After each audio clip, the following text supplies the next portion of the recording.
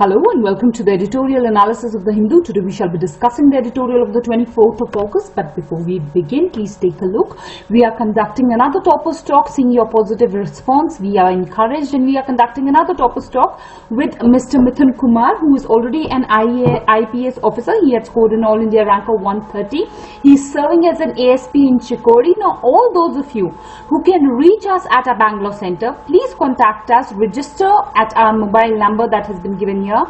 So all those of you who can reach us, please reach us, bring your friends along. And for those of you who are our subscribers, we will try and provide the footage of this particular discussion on our channel. Subscribe to our channel. Also, please take a look at all our batches that we are starting. Those of you who are interested, please get in touch with us. So that's about this particular program. Let's start with our discussion for today. The first article is an end to arms control consensus. It is important. Now, the context of this article is that recently USA has decided that it is going to withdraw from the Inf Treaty.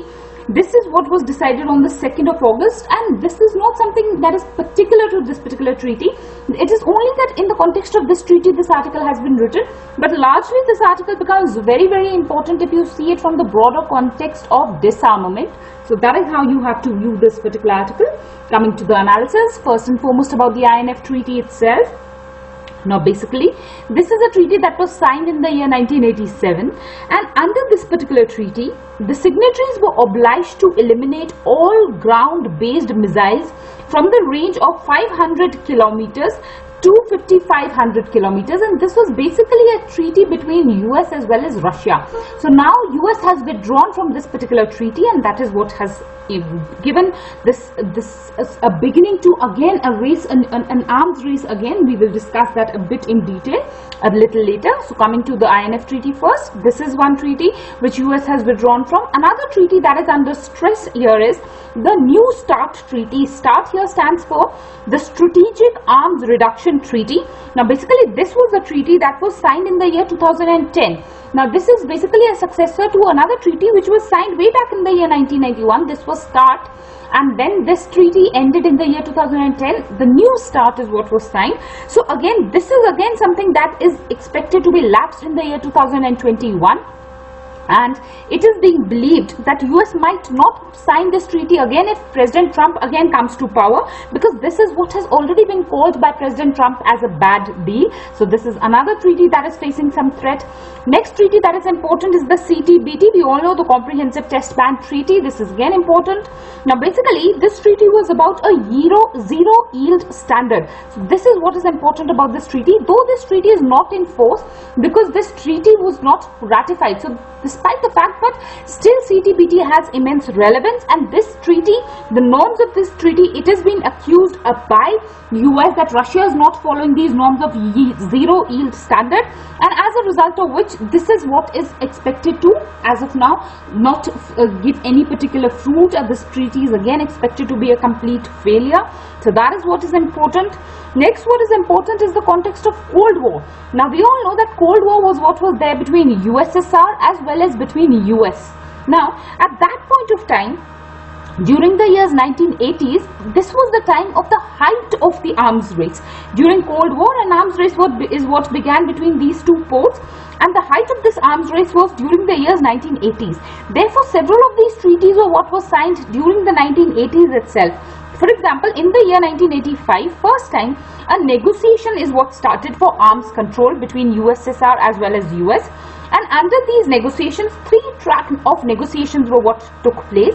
The first track was with regards to strategic weapons. These were the weapons which were of the range of greater than 5,500 kilometers. And it was under this particular discussion that the START Treaty is what came into existence in the year 1991. So this was the first track. The second track of negotiation was with regards to intermediate weapons. And the intermediate weapons is what resulted in the signing of the INF Treaty at that point of time in the year 1987. The third track of conversations between these two poles was vis-a-vis nuclear as well as space talk. So this third area was one where no concrete outcome is what came out. There was no treaty that was signed for nuclear and space arena. But otherwise for these two areas, there was a treaty that has come out. One is the INF and the other is the START Treaty. And both of these are what are facing threats as of now. So that is one important analysis. Another analysis is with regards to disarmament itself. Now basically both these treaties have ensured some degree of disarmament, and this is what has been the success of these treaties. Under the INF, more importantly, the policy was also to verify.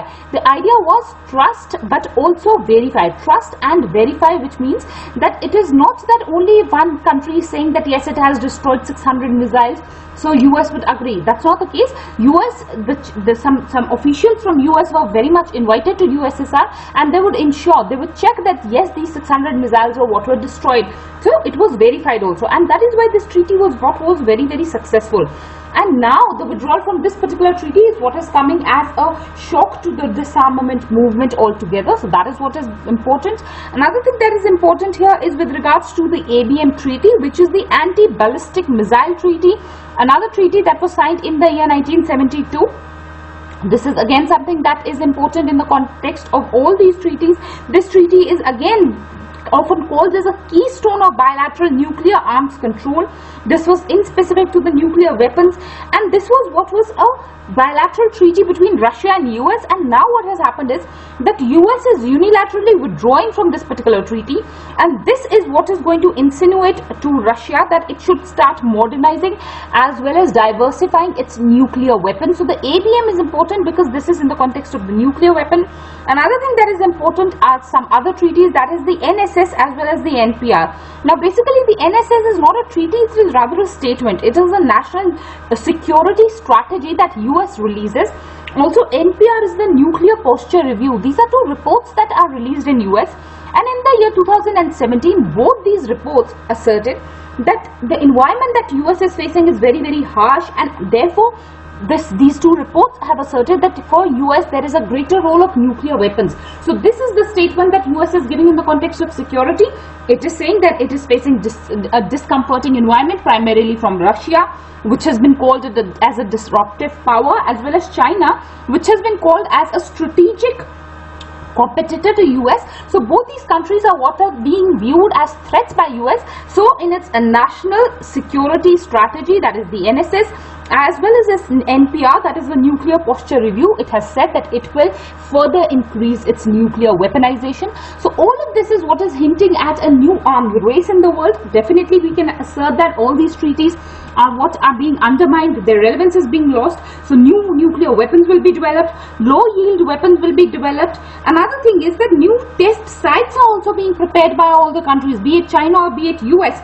Even recently, India has shifted back from its posture of no first use. We discussed that very much in detail. So the environment that is developing globally is not a good one. It is not in the interest of disarmament. And what is worse here is that previously when this nuclear race or nuclear arms race, or for that matter any form of arms race, is what took place, in the Cold War era, there were only two poles. One was USSR and the other was US. Now there are multiple poles. Even India is one of those poles. Even India has shifted back from its no first use policy. So clearly the world is moving towards an arms race, and this is what is a major cause of concern for global security. So the importance of this particular article is for international relations as well as for internal security area also. You can talk about this. So indeed very, very important article.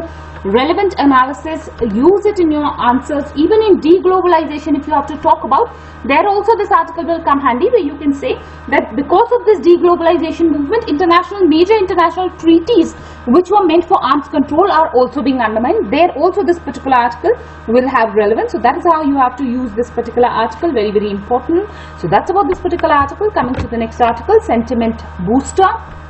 Now the context here is that recently the government has rolled back some of its measures that were announced in the budget.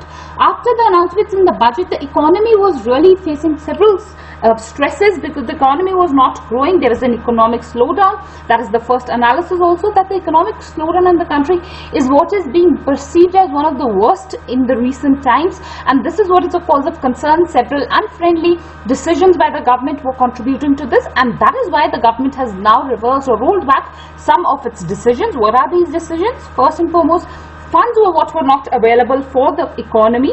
Now for the economy to run better, the government has contributed 70,000 crore of money to the banks, and this is what is going to ensure that funds are what are available for investment, funds are what are available for housing finance companies, for MSMEs, and this is definitely going to give a boost to the economy. So that is the first aspect.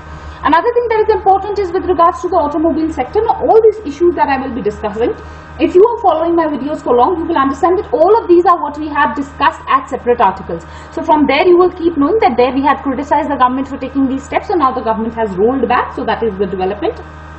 Now, the automobile sector, as we had discussed, was what was facing a low of 19 years, and this was a major cause of concern. The demand by the automobile sector was that the GST rates on vehicles is what the government should reduce. The government has not done that, but some other measures are taken. For example, the fee, the registration fee is what the government has reduced at least till June 2020, and this is what is expected to ensure that some sentiment is what is improved and vehicle sales is what is increased. So the automobile sector, that is what has been done. Also, in the case of the FPI, the foreign portfolio investors, we have just discussed this article a few days back, just 1 or 2 days back. The issue here is with regards to the capital gains tax. The capital gains tax is what the government had induced on the FPIs, because of which approximately 20,000 crore of money from the capital market is what has just suddenly left India, and that is why the government has reversed this particular measure now. So that is important. In the context of the startups, the government had started or initiated a tax, that is the angel tax. This again is what has been done away with by the government, so this is important. Also, in the case of the CSR, that is the corporate social responsibility, we have discussed in an article that the government has proposed that if CSR norms are not followed, then this is what is going to be a criminal act, and even the companies who are not following it can be jailed. The owners could be jailed for this. So now the government has ensured that it will not be a criminal act, and it has decriminalized non-compliance of CSR norms. So that is important.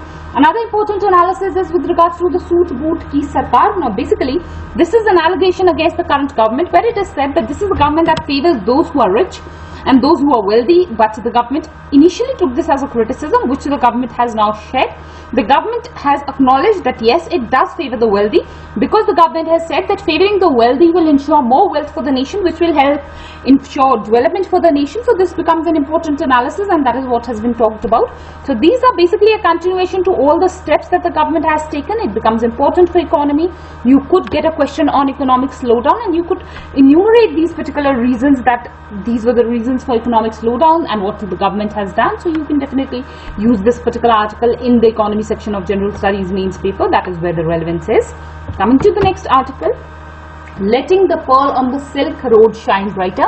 Now basically, in my personal view, I did not find this article very important, not very relevant. This is a very specific article. Question can also come. If it does come, then suddenly one topic becomes very important, but otherwise a question like this I wouldn't expect. The context here is with regards to the culture of a particular city which is in China. This is the Dunhuang city, which is in China, and it has been discussed about the cultural aspects of this particular city.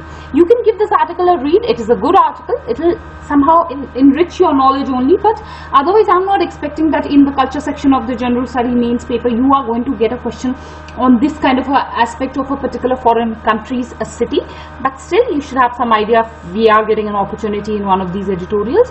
The first important analysis here is with regards to the city having a convergence. Now basically, the culture in this particular city, the sculptures, the art forms, the murals, all of this in this particular region are what are a convergence of the oriental part, that is the eastern part, as well as the western part. So this is the first issue that is important, first analysis you should know in the context of the Dunhuang city.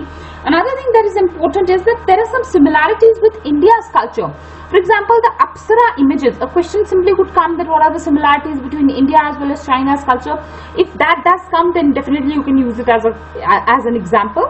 The Apsara figurine in India, this is what has been talked about in the NCERT also, is what is also found in this particular city. So that is one similarity. Also, the ancient Buddha sutras are what are written in this particular city that are present, are written in Sanskrit and Patra leaf scriptures, which are also from India. So that is important. Another thing that is important is that the city is what is known as the pearl of the Silk Road, and the editorial is advocating that this city could act as a link between India and China to develop more friendship. Especially, you should all know by now that India is not a part of the Silk Road that China is developing. So such kind of areas of historical importance are what can act as a road between these two countries to collaborate with each other. So this is what is important, which has been talked about. Otherwise, in my personal opinion, rare that this kind of a question can come, but still, nevertheless, it has come in the editorial and you should know about it. So that's about this particular article, and that's about our discussion today. I thank you all for watching the video.